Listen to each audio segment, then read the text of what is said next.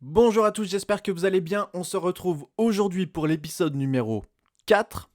Et du coup, de quoi on va parler? On va parler un petit peu de comment en moins de 2 minutes, on va pouvoir déterminer une tendance ou un changement de tendance, une inversion de tendance, sans avoir besoin d'utiliser de trendline. Donc c'est parti pour l'épisode numéro 4.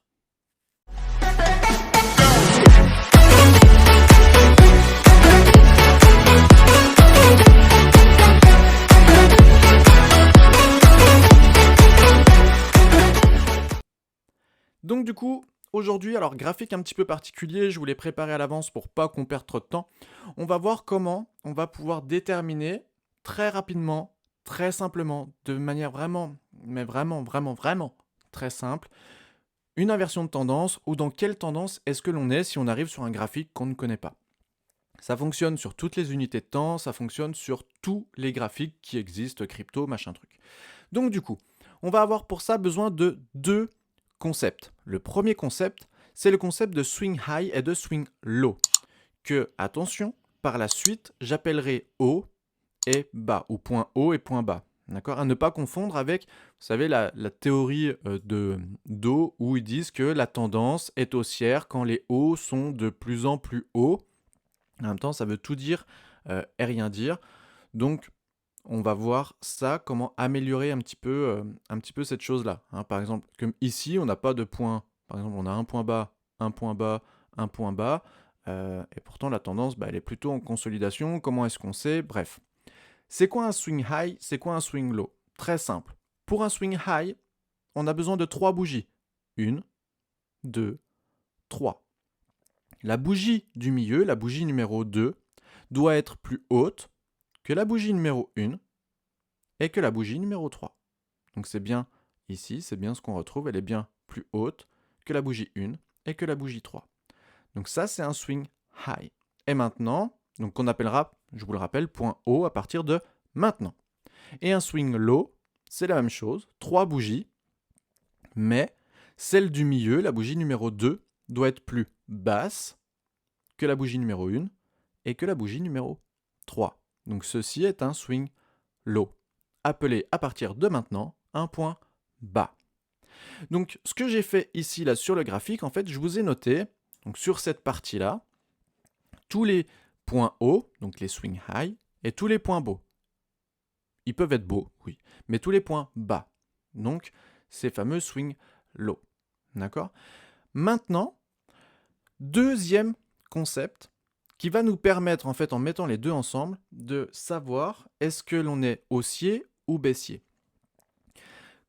On va reprendre une petite partie de la théorie de dos, qui est que quand nos points hauts sont de plus en plus hauts, comme par exemple ici, on est bien dans une tendance haussière. Et on voit bien aussi que nos points bas sont aussi, eux, de plus en plus bas. Donc ça, ok. Donc là-dessus, on peut commencer à se dire, ok, très bien, hein, celui qui est juste à gauche, juste à droite, pardon, il est bien plus haut, encore plus haut, encore plus haut, encore plus haut. Il est plus haut celui-ci. D'accord?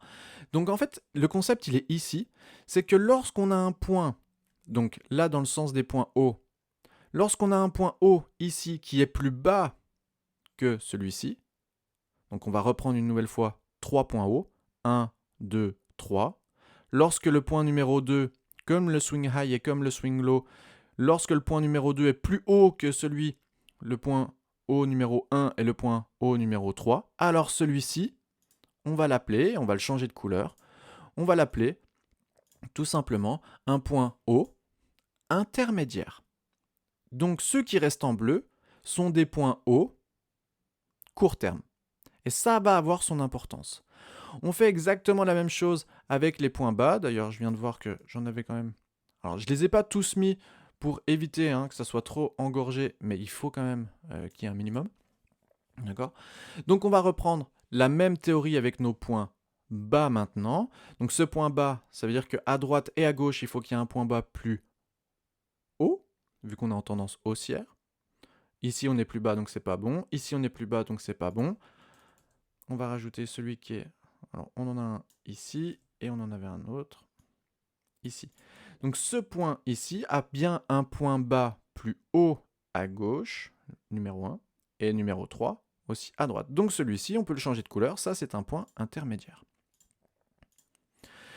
Donc maintenant, ce qui va nous intéresser, c'est que ici, on voit qu'on a un haut à court terme qui est plus bas du coup que notre intermédiaire. C'est comme ça qu'on a pu déterminer l'intermédiaire.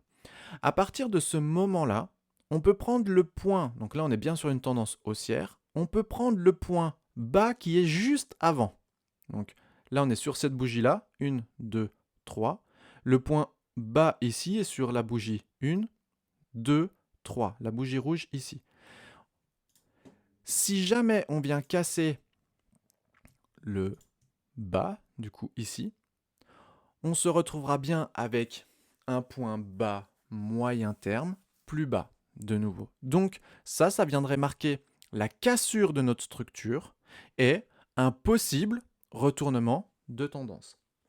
Pour valider ce retournement de tendance, on aura juste besoin de trouver un deuxième point haut intermédiaire, du coup plus bas, ce qui ferait qu'on aurait un point haut moins haut, donc un point haut plus bas, et donc une inversion de tendance.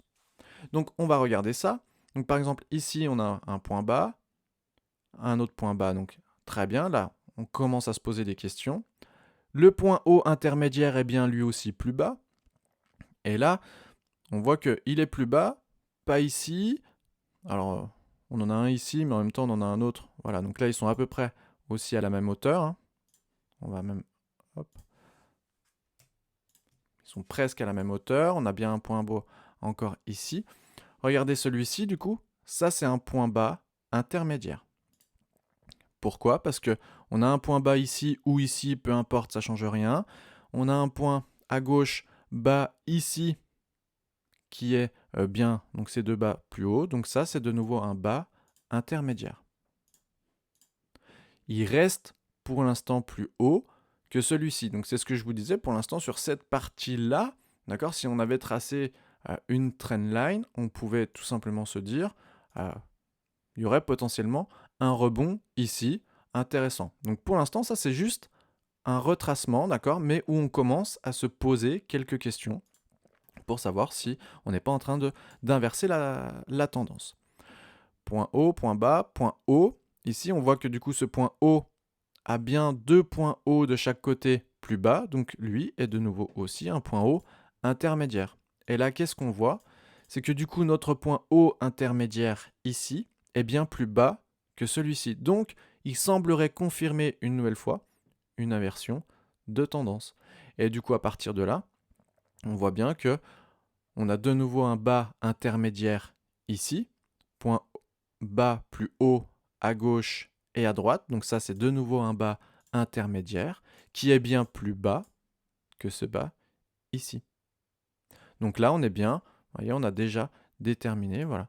On aurait pu, avec deux points ici, tracer une trendline, mais on était bien, on le savait déjà en fait depuis ce point ici, qu'on était baissier sur cette partie-là. Donc après, il va se repasser exactement la même chose dans l'autre sens. Donc là, on est toujours sur des points. Les points hauts sont toujours des points hauts intermédiaires.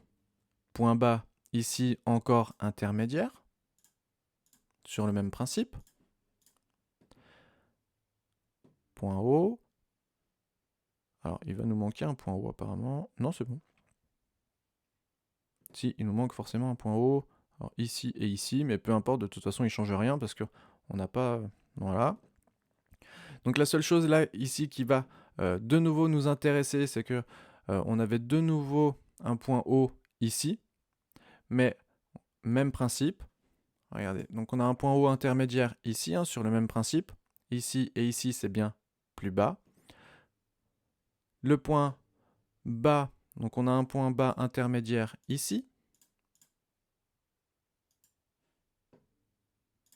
avec un point haut intermédiaire qui était à cet endroit-là, parce que du coup on a un point haut, voilà, qu'on voit ici, et un autre point haut ici. Donc ça c'était un autre haut intermédiaire, mais ça peu importe, c'est pas cette partie-là là, qui nous intéresse, c'est vraiment la cassure de nouveau ici. Donc qu'est-ce qu'on retrouve de nouveau ici?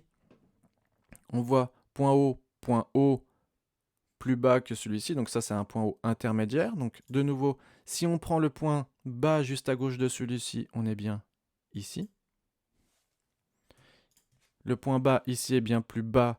Donc là, on est de nouveau en train de marquer une inversion de tendance. Et on voit que ici aussi, on est plus bas.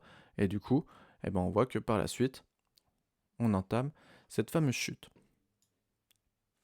Maintenant, pour cette partie-là, la partie baissière, on a exactement la même chose, d'accord? Donc on voit qu'on a nos points, on l'a noté tout à l'heure, notre point bas intermédiaire ici.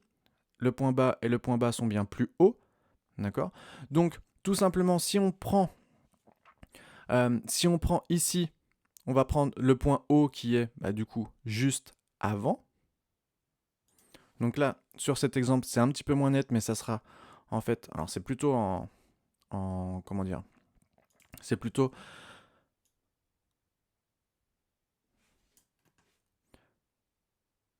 donc là, c'est un petit peu moins net parce que ça sera ici, en fait. Mais du coup, c'est en unité de temps un petit peu plus courte. Donc, on sera ici, d'accord, sur notre point haut, haut, bas. Là, on a de nouveau un haut, bas, haut, bas. Donc, on va tout simplement prendre ici, là, le point haut, donc qui était ici. Cassure, on a de nouveau un haut ici qui est plus haut que celui-ci. D'accord. On aurait presque pu prendre aussi pour ceux qui ont du mal à avoir ceci, ça va aussi se faire avec l'expérience parce que ça va fonctionner en H4 et ainsi de suite. On aura plus de visibilité en H4 par exemple sur cette zone-là. On aurait pu prendre ce niveau ici, d'accord. Donc on voit qu'on a les hauts quasiment à la même hauteur, bas, haut. Et là, on a bel et bien inversé tout simplement notre tendance. D'accord. Donc on aurait pu, à partir du moment où on cassait en fait cette zone, la zone ici, là, commencer à se poser des questions, de savoir est-ce qu'on est, oui ou non, en train d'inverser la courbure. Et dès qu'on a de nouveau, de toute façon, ce bas là, on a confirmation, là c'est bon, on a confirmation, parce que du coup, on a des bas intermédiaires et court terme qui sont bien de plus en plus hauts. D'accord. Et d'ailleurs, on le voit bien, ils sont bien à chaque fois de plus en plus hauts. Jusqu'à la cassure de celui-ci, où là, ils sont après, par la suite, de plus en plus bas. Donc voilà comment, très rapidement, pouvoir déterminer, avec les points hauts et les points bas, une inversion de tendance, voire une tendance, et toujours être, du coup, dans le bon flux ou dans le bon biais, selon comment vous appelez ça. Je vous dis à très vite pour l'épisode numéro 5.